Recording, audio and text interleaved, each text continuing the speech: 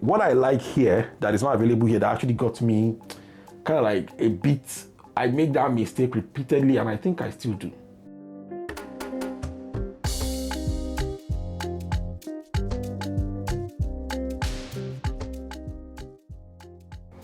Hello guys, welcome to the studio.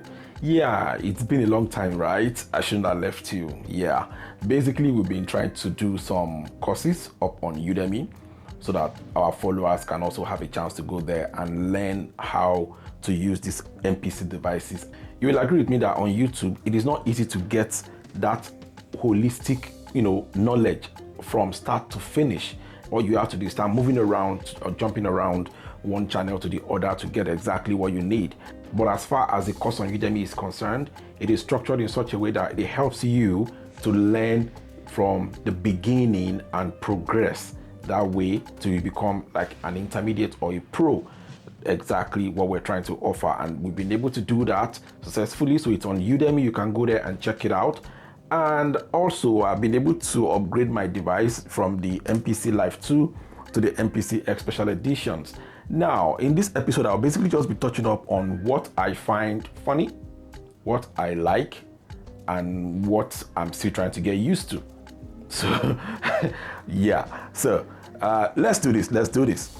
For me personally, I think the very first thing will be the fact that I enjoy the fact that I have all my buttons like laid out, everything spread out for me. I'm a tactile person, old school. We love to turn knobs a lot. So I really enjoy the fact that I'm able right now to just, go straight to program edit, go straight to sample edit, go straight to pad mixer, as opposed to having to use a function and then going in there on the MPC Live 2. Don't get it confused. Everything that is possible here is also possible here. The only difference is it might take you an extra step to get it done here. While here is just a click of a button. That's one of the things that you need to know, and which is one of the things you're actually paying for. While this is about way above $2,000, about $2,500, and then this one is in the range of $1,000 or something like that. So some of the things you're paying for is, we're talking about the larger screen. Yeah, I'm already using glasses as it is, and the fact that I don't need to put this on any stand, just like I've done this right here. I just need to, not jump the screen, and I'm good to go. But with this, I need to tilt it up if I need to see the screen properly. Yeah, I think that worked for me. Then what I like here that is not available here that actually got me kind of like a bit, I make that mistake repeatedly and I think I still do, yeah, to be honest, is this jog wheel. I love this jog wheel right here. This jog wheel, it's basically to select, like to search and select. So you search by turning, you select by, clicking on it. But here, this one doesn't select, it just to scroll. Just scroll. But this does scroll and select, this just scroll. There's another button here, which is actually the enter button. So there's a separate complete, button here for you to scroll up, down, back and forth and then enter. So most time when I turn it with this, I'm always, trying to click it in and I realize that, oh, sorry, it doesn't work that way. Do you get? And then talking about the Q links, one other thing I like here is the fact that my Q link are all spread out. I don't need to start doing the Q link, like I said, everything here works here. It's just that the extra step, that's what we're talking about. Extra step here, I need to press the Q link 4 times to get to the fourth operation or the fourth function, whereas everything is just here. I have my system here, and the visuals help me to quickly know at a glance what each Q link does. And I'm able to just, get it going right there. That's a good one for me. I also like the fact that this thing has something more like a function key, right? Which makes these buttons here to function like a, kind of like a second function. So most of the operations that are here, if you enable the function key, you can easily activate them using all these, these function keys here. So I can press this to solo, press this to mute, track down, track up, and things like that. So basically, you can convert this into a function key. If you don't want to touch anything on the screen, this wants to enable this function key. It basically just turns this into the menu, lower menu, and you're able to, just do that on the go. And the fact that this actually has more inputs, compared to this guy. Yeah, it's got more inputs. You have even your mic, you can plug it in directly, and it also supports, You know, it can actually give you your phantom power. This is 48 volts. You can turn it on and then it powers up the mic. It's not available here. Then you also have more inputs in front that you can easily plug instruments to and then route them through your sampler or whatever it is you want to, you know, work on. Aside that, you can also easily plug in your sound card and you're good to go, right? So for me personally, like I said, I'm not missing the battery. It is something that I would have loved to have here. One of the reasons I picked up the Live when I wanted to pick it up, as a matter of fact, I had the option of picking the Live or the X. But then I realized, okay, fine, Live 2 just came out and then it got battery. Oh, a good one. I can carry it around. But see, trust me, I've repaired this Live 2 battery 2 times. I've done the replacement 2 times. And maybe because of the continent where I am, I'm unable to get the actual battery replacement. So I'll need to either order or ship this back to US and have them fix it and then bring it for me. I'm like, nah. I think one of the reasons why I did that before is just so I can walk outside. I can take it out, do some content out on the street or outside and then, you know, have fun with people. But now I decided, you know what, I'm going to be working strictly in the studio.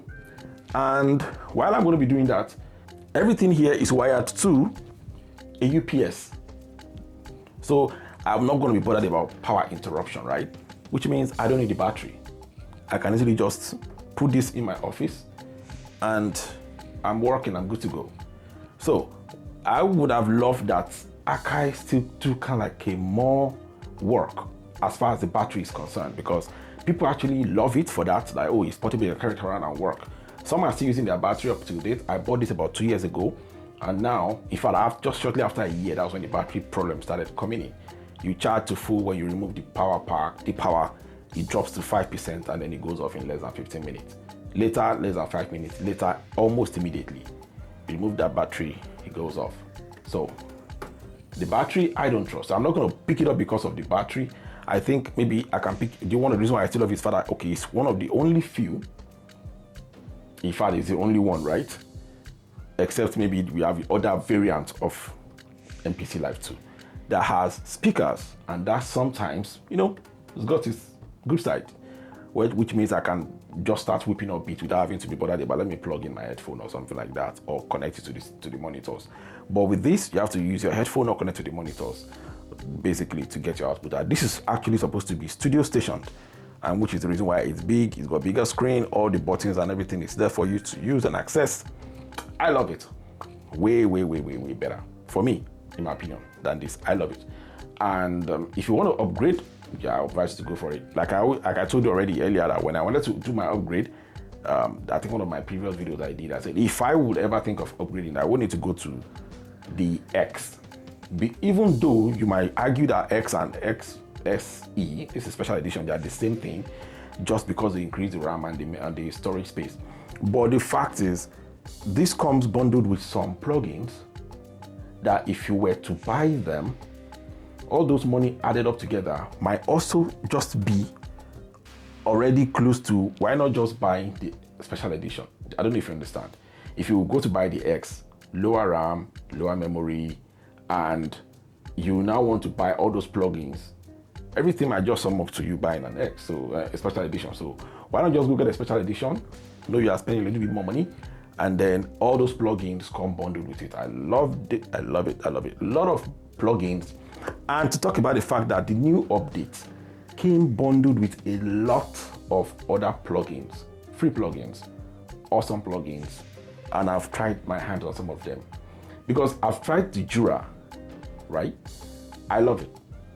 If you have used it before now and you think it's actually worth paying for, I'm currently on the demo version, I've not paid for it yet.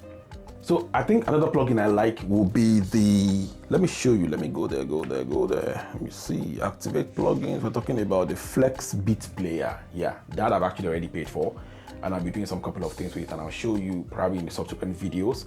I love the Flex Beat Player pretty much, and some of the things it could do. I believe you've seen some of the videos, right?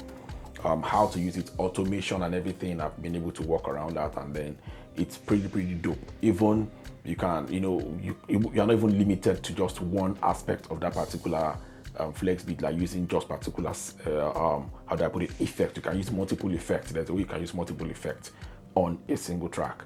using automation as well. So I was able to actually handle all those ones pretty well. So we're going to take a video and cover it in, in detail, but I will advise you, it's a good one to pick. Like I said, Jura, if you really want me to pick it up, like, okay, fine, it's what's the box, why not let me know? So that I can proceed. But with what I've tested so far, it's nice.